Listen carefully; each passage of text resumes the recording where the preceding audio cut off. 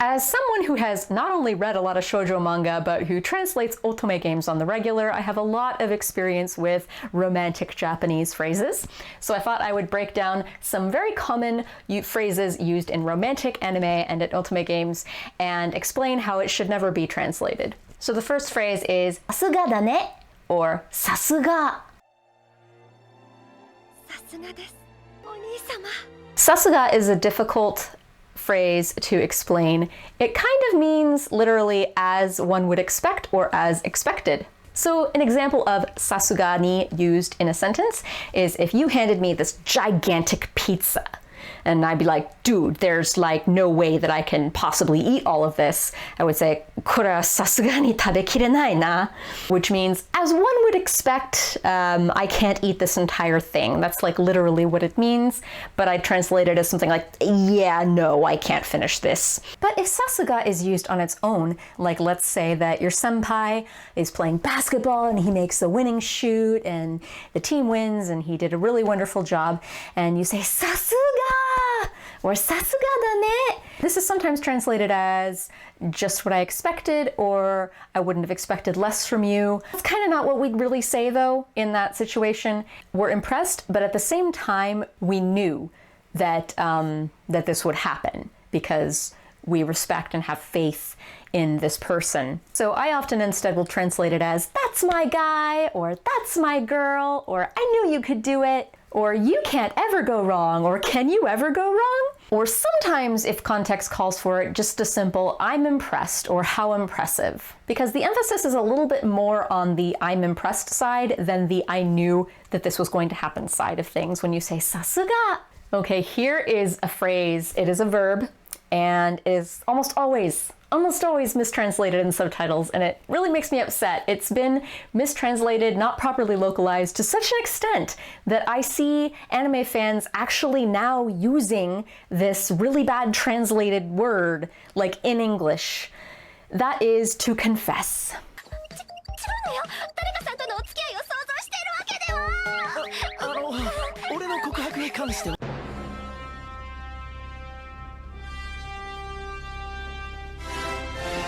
So, in a romantic anime series, there is inevitably some kokuhaku scene, right? Where, you know, I have a crush on my senpai and I go and I kokuhaku to him, right? So the kokuhaku is always translated as to confess.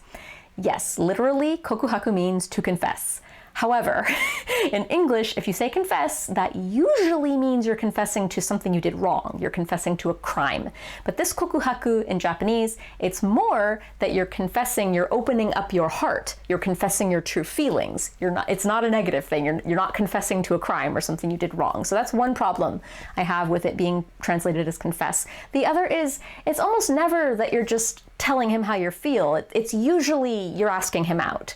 So I prefer to translate kokuhaku suru as to ask him out. So if I'm talking, you know, late at night with my friends at a slumber party and I'm talking about a guy I have a crush on, and my friend says, "Ne, mou kokuhaku shita no?" What she's asking is not, "Hey, did you already confess to him?" It's, "So hey, did you tell him yet?" Or, "So hey, did you ask him out yet?" We would not say, "Hey, did you confess yet?" We do not talk like that, okay? And again, it's infected anime fans' terminology. They now use the term confess. Like when they're relaying plots of an anime series, they'll be like, "Oh yes, Machiko went to confess her love." They wouldn't even say to confess her love. They just say, "Machiko went to confess to Shinichi senpai." No, she's not confessing to him. She didn't steal his lunch and she's confessing that she did it. She is opening her heart to him. She is telling him how she feels. She is asking him out. Another phrase that you'll see a lot in romantic anime is "boku nante kanawanai na." So this phrase, depending on how it's used, to kanawanai means you can't win. So literally the phrase "boku nanka kanawanai" means someone like me, someone lowly like me, that's kind of what nanka adds, could never win. If you're talking to another person, like about that other person, it means, oh, I could never win to you, or you will always beat me. So when used in like a competitive context, like if I'm talking to someone else who's on the basketball team with me, and I tell that person, "Oh, boku nanka kanawanai," like I can't compare to you, you're out of my league, we're on different levels. That's kind of what it means when you're competing. But oftentimes you will hear a male character usually say to his love interest, his female character, he will tell her that he can never beat her, she'll always win. And sometimes the you'll always win concept works, but usually it means I can never say no to you, or I'll never have the upper hand with you, you'll always have me wrapped around your little finger, you always keep me falling in love with you, or you never cease to amaze me. Because usually when a guy tells a girl, kanawanai, in a romantic context, it's usually after she has said something very romantic that makes him weak in the knees. That's usually when he will say it. So I can't ever win to you just doesn't exactly make sense in that context. I mean, yeah, literally what he's saying there is, I could never out-romantic you, but that just sounds weird. So I tend to go for something a little more romantic along the lines of, you always cast a spell on me, I'm a slave to you.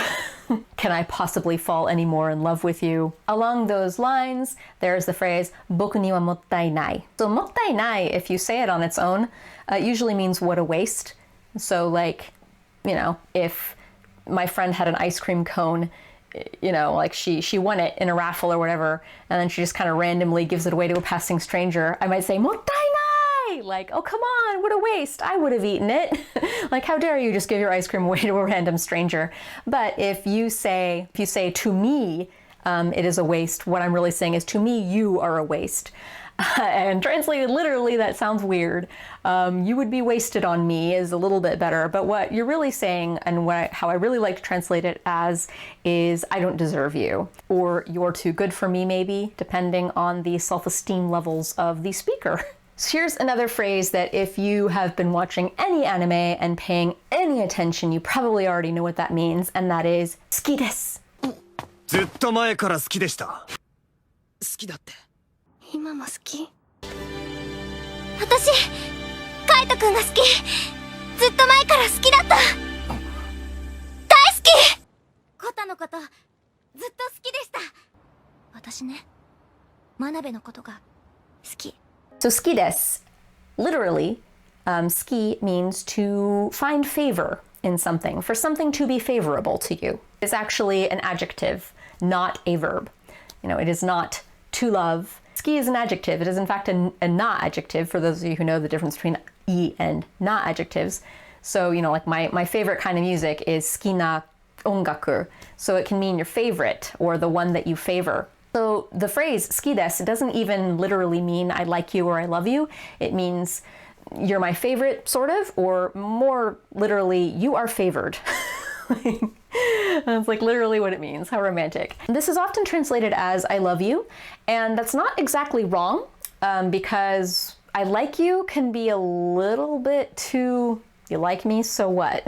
It's like, because I can say that I like a lot of people that I don't have romantic feelings for, but then when you say when you love someone, yeah, some people throw the term love around as well, and they say that they love all their friends and all of that. But yeah, translating it as like is not always the best option unless it's like middle schoolers or maybe even high schoolers sometimes, to say I like you or I really like you. But I usually resist translating it as I love you. And the main reason why is because there's nowhere to go from there. And in Japanese, they have a much more powerful way of saying I love you, and that's aishiteru. That's like, people don't really say that in real life. It's like, it's been described, I think in Rachel and June of Rachel and June said that like, it's something that a guy would only say to his wife on his deathbed or something. It's like, you don't really say it like we do in the United States. We say I love you a lot to our significant others, but they don't really say aishiteru so much in Japan. But in otome games and in anime, which are larger than life, the characters will say aishiteru, and usually that will be the big grand climax. It's like they said suki desu, which is already a climax, like, oh my god, you find favor in me. And then later you graduate to aishiteru, and then it's this big earth-shattering moment, like, oh my god, he said aishiteru. And if you already translated suki desu or skida as I love you, and then they say aishiteru, it's like, where are you going to go from there? You've already dug yourself into a hole if you've translated skida or skides as I love you. So I tend to prefer the alternatives of I have feelings for you, or I have a crush on you, or maybe I am in love with you.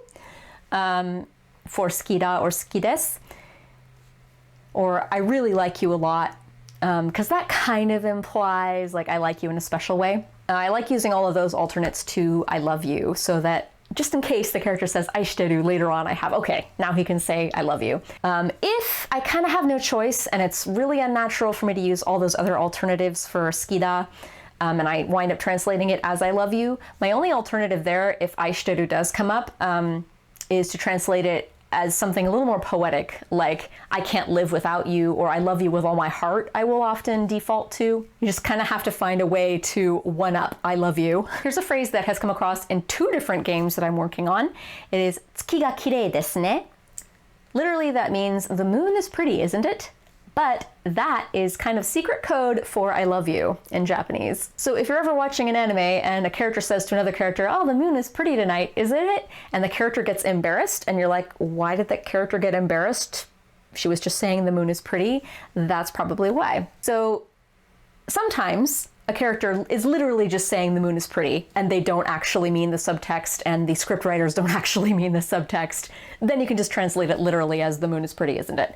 But if that subtext is there, then what I like to do is translate it as something like, the moon is so pretty, isn't it romantic? Because then that kind of brings up, oh, this person is hinting at romance, and then it makes sense that the other character with her is getting embarrassed all of a sudden for no reason. You may have noticed in any anime, not just romantic anime, this very common thing where a character will give a gift to another character. You know, they'll say, oh, here, I made you this pillow. And then they'll often follow it up with, uketotte kureru? 頑張って作ってきました。受け取ってくれる? Which literally means, will you accept it? And oftentimes it's translated that way in the subtitles. It's like, I made you a pillow. Will you accept it?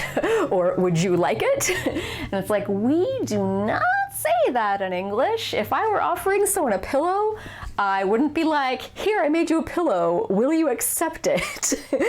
It's more like, here, I made you this pillow and here it is. But in Japanese, gift giving is very common. And sometimes if you're accepting the gift, you're in a way saying, okay, I'm accepting your romantic advances, especially if there's romantic intent behind that, and if there's obvious romantic intent behind that. So out of respect, the giver will explicitly ask, will you accept it? In English, we won't explicitly ask, will you accept it? But if I'm giving you flowers and it's clearly a romantic gesture and you don't want to accept my romantic advances, then you might say, I'm sorry, I can't accept this. But I wouldn't make it awkward and be like, will you accept it? I might say something like, I hope this isn't too forward, but I usually would only say that if there's an awkward pause. Then I'll be like, oh, I'm sorry, was this too forward? Right? But I wouldn't from the get-go be like, here's some flowers, will you accept them?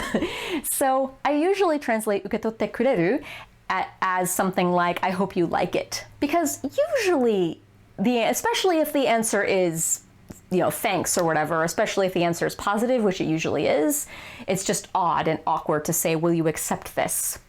So if the answer is negative, the receiver of the flowers or the pillow will often respond with, ごめんなさい. 本当にごめんなさい。ごめんなさい. And that's kind of it. They'll just say ごめんなさい, which literally means I'm sorry. That kind of works if you translate it literally as just I'm sorry. But like I said, in English we would say something more like, I'm sorry, I can't accept this. Or I'm sorry, the answer is no. If it's clearly a romantic overture and if by accepting it, I am basically saying yes to being your girlfriend or being wooed by you and I want to turn you down, then I'm saying, I'm sorry, the answer is no. By just translating it as just I'm sorry, it's a little weird. But in Japanese, it's very clear. Like if you just say ごめんなさい, it's very clear that you're saying no. They don't usually outright say no to things, and saying I'm sorry is a subtler, softer way of saying no. So the positive outcome of that scenario, if I offer you the gift and then you accept the gift, a common response is 嬉しい or 嬉しいな. 嬉しかったんだ。小宮が。 And that is often translated as, oh, I'm so happy. So 嬉しい does literally mean happy, but to translate it that way is not very good. How often have you seen someone or have you been in the situation where you receive something and you say, I'm happy, and that's like your response? your dad gives you a present and you take it and you smile and you say, I'm so happy, or I'm happy. Maybe you'd say that, but it's just not that natural. So ureshi doesn't 100% mean happy either. It often translates to I'm flattered or I'm honored, or I will sometimes translate it as that is so sweet of you, or just thank you. And the last phrase I wanted to touch upon is kininaru. This is a phrase that if you use it non-romantically, you might say kininaru na, like, there's a mysterious shadow by that building and I'm running a stakeout here and I'm investigating it. Kininaru na. It's like, there's something fishy about that shadow, or intriguing. That's what kininaru na would mean in that sense. But kininaru as a phrase romantically, like if I'm kininaruing about a person, it means that I have a thing for this person. I can't get this person off my mind. There's something about that person. Or if there's less confusion in the person's mind, kininaru can simply be translated to I'm interested in that person, or I like that person, or I think I like that person. So the next time you want to woo your senpai or turn down your kohai gently, you have a few phrases up your sleeve. There are so many more common romantic phrases and phrases in anime that I come across that I see mistranslated, and I have lately gotten into the habit of every time I come across one of those phrases, I just jot it down in a file. So as I continue to come across more of these phrases, I will make more of the videos in this series. But until then, matane! Oh, hi! Thanks for watching that video. If you want to support me for free, like, comment, share, subscribe, do all the YouTube stuff. You can also add me on the Facebook or the Twitter. Or you can head over to my Etsy shop where I have Sailor Moon, Ai no Minako, and all sorts of other amigurumi for sale. If you're feeling even more generous, I have a Patreon now. For just $1 or $2 a month, you can get special perks like your name in the credits, or a secret monthly video. Or you could just binge watch all my videos to the end to trick the almighty algorithm into thinking that I'm popular. Do it for the kitties! Bye!